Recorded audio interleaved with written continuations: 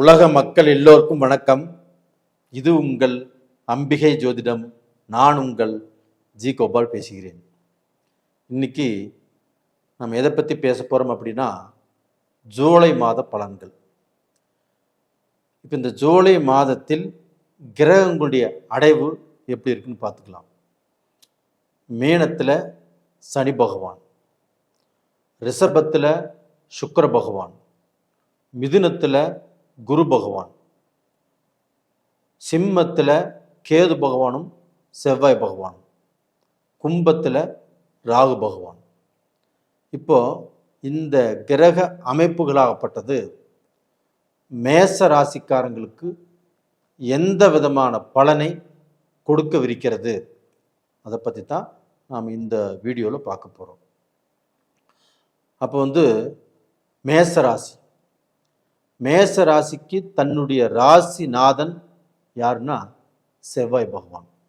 எப்போவுமே தன்னுடைய ராசிநாதன் ஸ்ட்ராங்காக எந்த கெடுதலும் இல்லாமல் நல்ல பொசிஷன் இருந்தால் மட்டும்தான் நம்மளுக்கு நல்லது. இப்போ மேச ராசிக்கு அந்த ராசிநாதன் செவ்வாய் பகவான் நீச்சஸ்தானத்தில் இருந்து ரிலீஸ் ஆகி இப்போ சிம்மத்தில் இருக்கிறாங்க. நல்ல விஷயந்தான். ஆனால் சிம்மத்தில் கேதுவும் இருக்கிறாங்க. அந்த கேதுவோடு இந்த செவ்வாய் இணைஞ்சு விட்டார். அப்போ இதனால் என்ன ஆகும் அப்படின்னா, ஒரு பதட்டம் வரும், முடிவெடுப்பதில் தயக்கம் வரும், தவறான முடிவை எடுத்துருவீங்க, போகக்கூடாத இடம் போகக்கூடிய சூழ்நிலை உருவாகும், சேரக்கூடாதவங்க கூட சேர வேண்டிய சூழ்நிலை உருவாகும். அதனால் இந்த பீரியடில் கொஞ்சம் நிதானமாக நீங்கள் எடுக்கக்கூடிய முயற்சிகளும் கொஞ்சம் பெண்டிங் ஆகும். கொஞ்சம் பார்த்தீங்கன்னா நீங்கள் நிதானத்தை இழந்து என்னதான் நடக்கும் பார்த்துடலாம் அப்படிங்கிற அளவுக்கு உங்களுடைய வேகத்தினால தவறான முடிவுகள் கூட எடுக்க வேண்டிய சூழ்நிலை உருவாகும். ஏன்னா மேசராசிக்காரங்களுக்கு எப்பவுமே அந்த சூடு சொர்ணைங்கிறது ஜாஸ்தி, அந்த வேகம் ஜாஸ்தி, அந்த முன் கோபம் ஜாஸ்தி, அந்த வைராக்கியம் ஜாஸ்தி. இதனால் பார்த்தீங்கன்னா என்னதான் நடந்தாலும் பரவாயில்ல, இதை நான் செஞ்சு பார்க்குறேன் அப்படிங்கிற சூழல்கள் உருவாகும். அதனால் தயவு செய்து நான் சொல்லுவது என்ன அப்படின்னா, மேசராசிக்காரங்களுக்கு இந்த நேரத்தில் ஒரு பிஸ்னஸ் செய்வதோ, ஒரு பிஸ்னஸில் முக்கியமான முடிவுகள் எடுப்பதோ, இல்லை ஒரு பிஸ்னஸில் இன்வெஸ்ட் பண்ணுவதோ, இல்லை 2-3 பிரான்ச் ஓப்பன் பண்ணுறதோ கண்டிப்பாக எதுவுமே வேண்டாம். ஒரு தொழில் செய்கிறீங்க, ஒரு வியாபாரம் செய்கிறீங்க, நார்மலாக செஞ்சிட்ருங்க. அது போக நீங்கள் வேலை செய்யக்கூடிய இடத்துலையுமே இப்போ ஒரு கம்பெனியை மாற்றலாம், இல்லை இந்த கம்பெனியிலேருந்து வேறு கம்பெனிக்கு போகலாம், இந்த கம்பெனியில் நமக்கு ஸ்ட்ரெஸ் ஜாஸ்தி, நம்ம உழைப்புக்கு தகுந்த ஊதியம் இல்லை, நல்ல வருமானம் இல்லை, நம்ம வேறு கம்பெனிக்கு போனோம்னா நல்ல வருமானம் வருது, நம்ம நண்பர் சொல்கிறாரு, நம்ம நண்பர் கூப்பிட்டுருக்கிறாரு, இந்த பீரியடில் போகலாம் அப்படி நினைக்கிறதும் கண்டிப்பாக வேண்டாம். ஒரு மாதம் பொறுத்துக்கோங்க, ஒரு 1.5 மாதம் பொறுத்துக்கோங்க. அதுக்கப்புறம் இந்த செவ்வாய் கேது கிட்ட இருந்து மாறி வந்துடுவார். இது போக பார்த்தீங்கன்னா குடும்பத்திலையுமே சில மனஸ்தாபங்களோ, மன உளைச்சலோ, மன குழப்பங்களோ கண்டிப்பாக வரும். அதனால் குடும்பத்தில் உள்ளவங்க இப்போ யாருக்கு மேச ராசியோ அவங்களுடைய பார்ட்னர் இப்போ இந்த மேச ராசிக்காரங்களை புரிஞ்சு நடந்துக்கோங்க.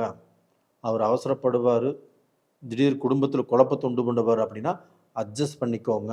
இல்லைன்னா அவருக்கு அட்வைசராக நீங்கள் இருங்க. அப்படி இருந்தால் உங்களுக்கு நிறைய பிரச்சனைகளிலிருந்து நீங்கள் தப்பிக்கலாம். அது போக அந்த கேதுவும் செவ்வாயும் நின்ன ஸ்தானத்துக்கு 8ஆம் இடத்துல தான் சனி பகவான் இருக்கிறார். அப்போ அந்த சனி பகவான் அப்படிங்கிறது அந்த 8ஆம் இடத்துல இருப்பது சரியில்லை. அப்போ ஏற்கனவே மேசராசிக்கு 7 சனி ஓடிட்டு இருக்குது. 30 வயசுல உள்ளவங்களுக்கு கண்டிப்பாக வண்டி வாகனம் இதில் கண்டிப்பாக கொஞ்சம் நிதானமாக போவது நல்லது. அவங்க வாழ்க்கையில் தொழிலோ வியாபாரமோ ஒரு வேலையோ இதில் முடிவெடுப்பதுங்கிறது கொஞ்சம் குழப்பம். அதுபோக படிக்கக்கூடிய மாணவர்கள் அவங்க ரொம்ப கஷ்டப்பட்டு படிப்பீங்க. அந்த சனி பகவான் பிடிச்சி இழுத்து இழுத்து இழுத்து விடுவார் உங்களுடைய லட்சியம் ஃபெயிலியர் ஆகக்கூடிய அளவுக்கு. ஆனால் உங்களுடைய வைராக்கியத்தினாலேயும் உங்களுடைய முயற்சியாலேயும் உங்களுடைய அந்த அந்த வெறியினாலேயும் கண்டிப்பாக நீங்கள் சாதிச்சிருவீங்க. அது கண்டிப்பாக நல்லா இருக்குது. அது போக பார்த்தீங்கன்னா இந்த 7.5 சனியினால் 2ஆம் சுற்றில் இருக்கிறவங்க ஓரளவுக்கு நல்லா வந்துடுவாங்க. 3ஆம் சுற்றில் இந்த 60 வயசு 70 வயசு 80 வயசு இவங்க வந்து பார்த்திங்கன்னா தன்கிட்ட இருக்கக்கூடிய பணத்தையோ இல்லை ஒருத்தர் கூட சேர்ந்து பிஸ்னஸ் பண்ணலாம்னு நினைக்கிறதோ இல்லை பிஸ்னஸே பண்ணிட்டு இருந்தாலும் அதில் வந்து ஏதாவது டெவலப் பண்ணலாம்னு நினைக்கிறதோ அதெல்லாம் வேண்டாம். அப்படியே கொஞ்சம் பொறுமையாக நிதானமாக இருப்பது நல்லது. உங்களுடைய உடம்பையும் கொஞ்சம் நல்லா பார்த்துக்கோங்க. இல்லைன்னா ஏதாவது எலும்பு சம்மந்தப்பட்ட பிரச்சனை, நரம்பு சம்மந்தப்பட்ட பிரச்சனை, ரத்தம் சம்மந்தப்பட்ட பிரச்சனை இதெல்லாம் வர்றதுக்கு வாய்ப்பு இருக்குது. நீங்கள் செக் பண்ணிக்கிறது நல்ல விஷயம். இதில் வந்து உங்களுக்கு ஒரு நல்ல விஷயம் என்ன அப்படின்னா, சுக்கிர பகவான் உங்களுக்கு வந்து அந்த குடும்பஸ்தானத்தில் இருக்கிறாரு. இதனால் குடும்பத்தை ஓரளவுக்கு பிரச்சனைகள் வராமல் அந்த சுக்கிர பகவான் கண்டிப்பாக பார்த்துக்குவார். அது போக குரு பகவானும் அந்த சூரிய பகவானும் இப்போ 2 பேரும் ஒரே இடத்துல இருக்கிறாங்க. அப்போ வந்து உங்களுக்கு வந்து அந்த சூரிய பகவான் அப்படிங்கிறது 5ஆம் இடத்துக்குரிய கிரகம். குருவோடு சேர்ந்து இருக்கிறதுனால பிரச்சனை இல்லை, வரக்கூடிய கெடுதலேருந்து தப்பிச்சுக்குவீங்க. அதே சமயத்தில் அதே குரு பகவான் 5ஆம் பார்வையாக அந்த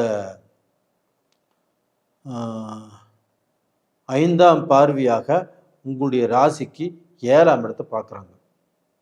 அப்படி பார்க்கறதுனால உங்களுடைய பார்ட்னர்ஷிப், உங்களுடைய பார்ட்னர் தொழில், உங்களுடைய மனைவி இதில் எல்லாமே கொஞ்சம் பிரச்சனைகள் வராமல் வரக்கூடிய பிரச்சனைகளை தடுத்து நிறுத்தி உங்களுக்கு வந்து நல்ல வழி காட்டுவார். அது போக பார்த்தீங்கன்னா மேச ராசிக்கு 11ஆம் இடத்துல ராகு இருக்கிறாங்க. அந்த ராகு பகவான் உங்களுக்கு 11ஆம் இடத்துல இருப்பது திடீர் வளர்ச்சியை கொடுப்பார், திடீர் முன்னேற்றத்தை கொடுப்பார். அந்த முன்னேற்றத்தையும் அந்த வளர்ச்சியும் உங்களுடைய ராசிநாதன் தடை பண்ணுவதற்கு கொஞ்சம் வாய்ப்பு இருக்கிறது. இருந்தாலும் அந்த குரு பகவான் 9ஆம் பார்வையாக அந்த ராகுவை பார்க்கறதுனால நீங்கள் கொஞ்சம் தப்பிச்சுக்கலாம். நேயர்களே, இந்த பதிவு ரொம்ப ரொம்ப முக்கியமானது. நீங்கள் வந்து ஸ்கிப் பண்ணாமல் பாருங்கள். அதே சமயத்தில் இதில் இருக்கக்கூடிய பெண்கள் கண்டிப்பாக அவங்களும் குடும்பத்துக்கோசரம் உழைச்சி பிஸ்னஸ் பண்ணி ஒரு வேலைக்கு போய் குடும்பத்துக்கோசரம் ரொம்ப கஷ்டப்பட்டுருக்கிறீங்க. உங்களுடைய கஷ்டங்கள் எல்லாம் மாறும், ஒரு நல்ல நிலைக்கு வரக்கூடிய வாய்ப்புகள் இருக்கிறது. ஏன்னா சுக்கிர பகவானும் குரு பகவானும் நல்லா இருக்கிறாங்க. கொஞ்சம் நிறுத்தி கொஞ்சம் நிதானமாக கொஞ்சம் அட்ஜஸ்ட் பண்ணி போங்க. அது போக ரிலேஷன்ஷிப்பில் இருக்கிறவங்க இப்போ வந்து ஒருத்தர் காதலிக்கிறாங்க. அப்போ அந்த காதலிக்கிறவங்க ஒருத்தர்கிட்ட இருந்து இன்னொருத்தர்கிட்ட நல்ல பதில் வரணும், இல்லை அவங்க நல்லா பழகணும் அப்படின்னு நினச்சால் கண்டிப்பாக இந்த பீரியடில் சலிப்பு, சங்கடங்கள், அந்த பிரேக்கப் ஆகக்கூடிய வாய்ப்புகள் இருக்குது. கொஞ்சம் நிதானம் பண்ணி நடந்துக்கோங்க. நேயர்களே, நான் சொன்ன பதிவு உங்களுக்கு பிடிச்சிருக்குன்னு நினைக்கிறேன். லைக் பண்ணுங்கள், சப்ஸ்கிரைப் பண்ணுங்கள்.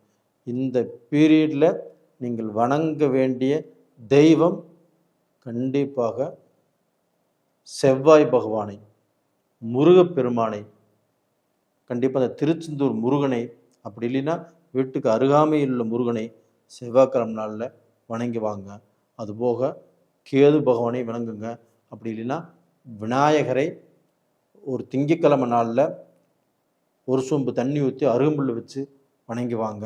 பிரார்த்தனை பண்ணிக்கோங்க. உங்களுடைய பிரார்த்தனை கண்டிப்பாக பலிக்கும். கண்டிப்பாக இந்த தெய்வங்களை வணங்கி வருவது நல்ல விஷயம். நேயர்களே, உங்களிடமிருந்து விடைபெறுவது உங்களின் ஜி கோபால். நன்றி, வணக்கம்.